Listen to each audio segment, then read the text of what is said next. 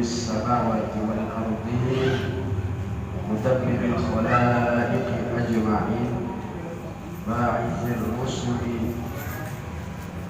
إلى المكلفين صلواته وسلامه على سيدنا محمد وعلى آله وصحبه أجمعين أما بعد.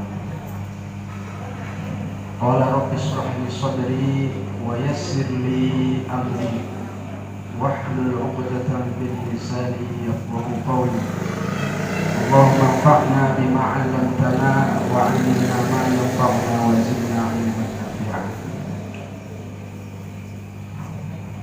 Para dewan guru, para kesepuhan dan kaum muslimin wal muslimat yang saya muliakan, alhamdulillah malam ini kita masih bisa terus menuntut ilmu melalui pengawasan malam Jumat di Masjid Al-Mujtahidin. Semoga Allah Subhanahu wa taala menjadikan ini sebagai wasilah digampangkannya segala urusan kita, disehatkan badan dan pikiran kita. Amin ya rabbal alamin.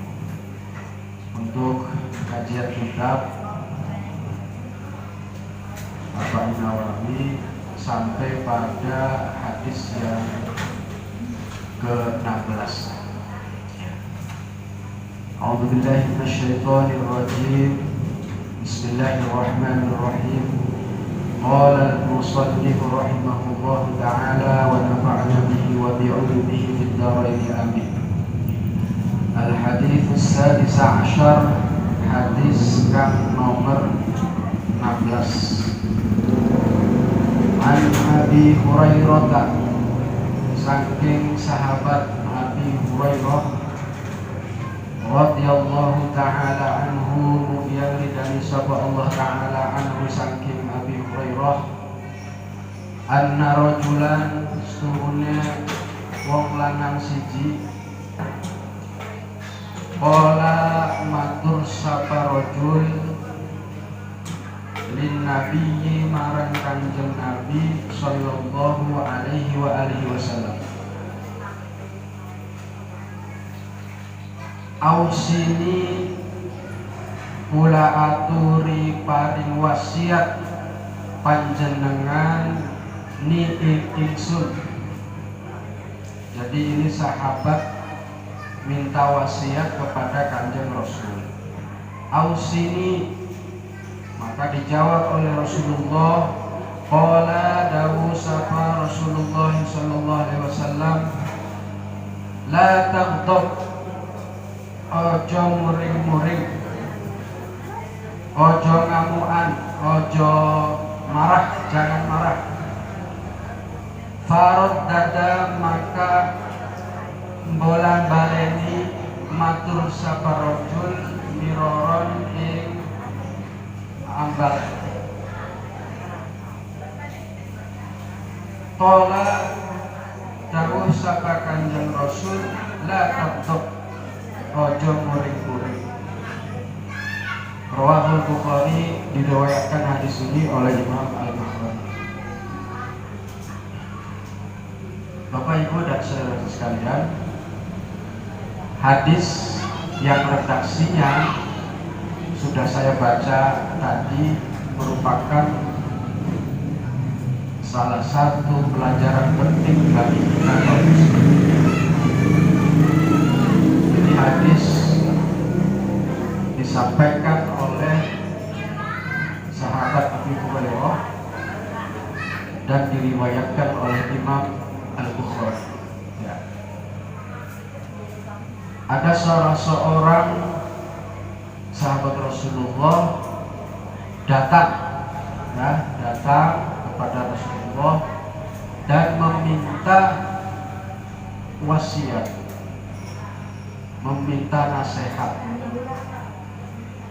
Ya Rasul, ausini, berilah saya wasiat. Ya. Yang menarik adalah bahwa jawaban Rasulullah Shallallahu Alaihi Wasallam itu pendek saja. ketika dimintai untuk memberikan wasiat. La taghdab, jangan kamu marah-marah. Dasar mungkin sahabatnya ini penasaran, diulang itu pertanyaannya. Ausini, beri saya wasiat. Dijawab lagi sama Rasulullah, la taghdab, jangan marah. Kita mungkin penasaran siapa sosok sahabat yang disebutkan di dalam hadis ini yang meminta wasiat kepada Kanjeng Rasul. Menurut ulama ini ikhtilaf ya, ada ragam pendapat. Ada yang mengatakan bahwa yang bertanya itu adalah Harithah bin Qudamah.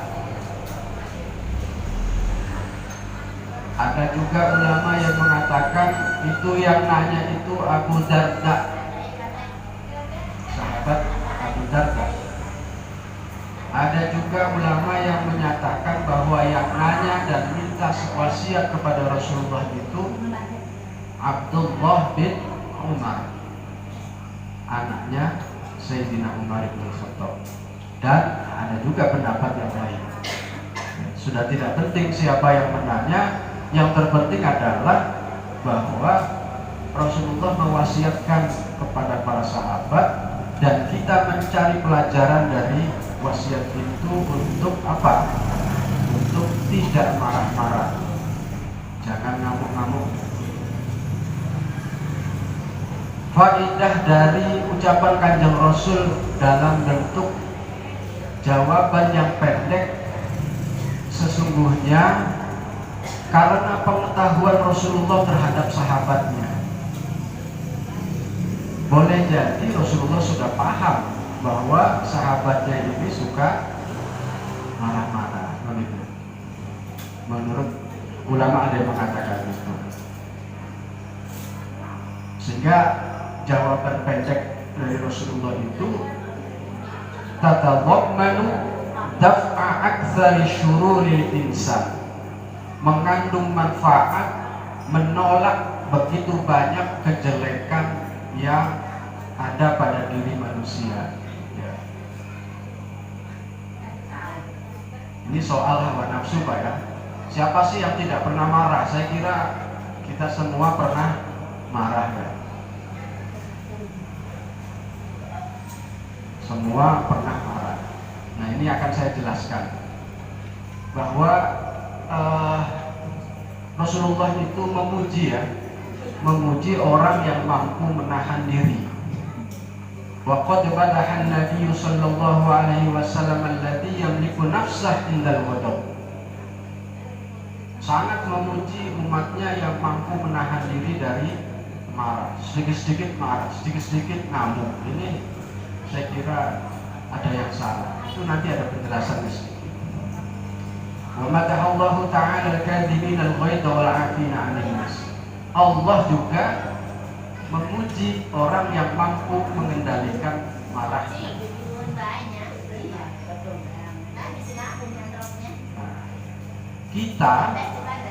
Saya menukil dari kitab lain yang merupakan syarah dari hadis ini juga. Kita ini sesungguhnya, setiap kita ya semuanya itu berada pada dua kondisi, baina ladzatin wa alamin. Saya ulang, setiap kita berada pada di antara dua kondisi, dua situasi, dua keadaan, baina ladzatin wa alamin. Kadang-kadang kita merasa enak, ladzat itu enak ya. Ada kalanya kita juga merasakan rasa sakit. Alamun itu rasa sakit.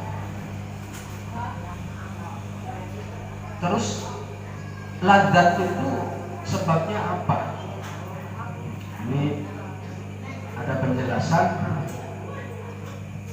Thawranus syahwat, timbulnya syahwat itulah yang membuat kita merasakan kelezatan, merasakan enak. Menurut ulama, syahwat itu bisa datang dari 3. Yang pertama, aklan, dari makanan. Kadang-kadang kita merasakan wah enak sekali ya, bisa makan makanan yang lezat. Itu syahwat. Yang kedua dari syurban. Syurban itu minuman. Ada juga jenis-jenis minuman yang membuat kita merasa enak, nikmat ya. Betul Pak ya? Ada juga jima, hubungan suami istri. Itu kan 3 jenis ya. Semua kita mengalami akhlak, makanan, syurban, minuman. Yang ketiga adalah jima. Ini datangnya dari hawa nafsu. Orang mau makan itu harus punya nafsu.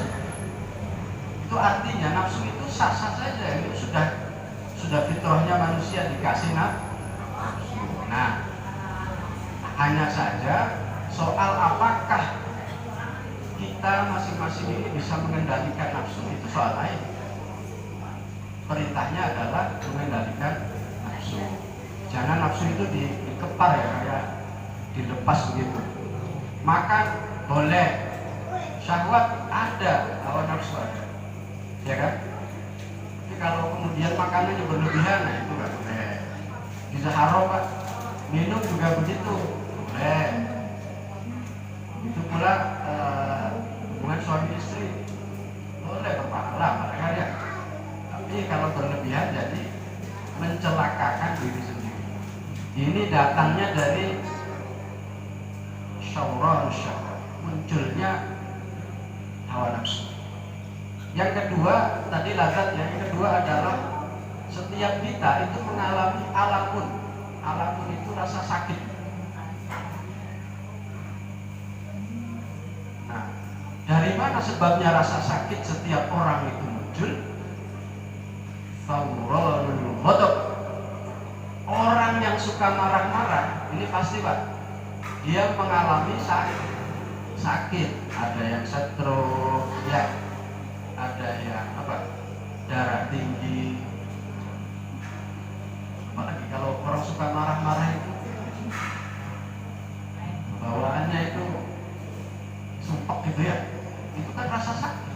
Makanya untuk menghilangkan atau mengurangi rasa sakit, marahnya dikurangi kan begitu. Jadi ingat, setiap kita punya selalu berada pada keadaan ladzat dan alamun. Ladzat itu yang enak-enak berupa makanan, minuman, dan jima. Tapi yang alamun tadi itu bagaimana cara kita mengendalikan amarah. Di dua-duanya ini harus dikontrol. Marah wajar. Kanjeng Rasul juga pernah kok ya, kan ya, nggak sampai pak. Kalau malaikat kan nggak punya Pak, beda dengan kita. Malaikat itu salimun min jami'i syururil basyariyah, bebas dari sifat-sifat jelek yang ada pada diri manusia. Nggak punya nafsu, nggak punya syahwat malaikat. Karena di dalam Al-Quran dikatakan malaikat itu la ya'sunallaha ma'amarahum wa yaf'aluna ma yu'marun. Tidak mungkin membangkang terhadap perintah yang diberikan Allah kepadanya, dan juga hanya mengerjakan apa yang diperintahkan. Kayak model malaikat siapa itu?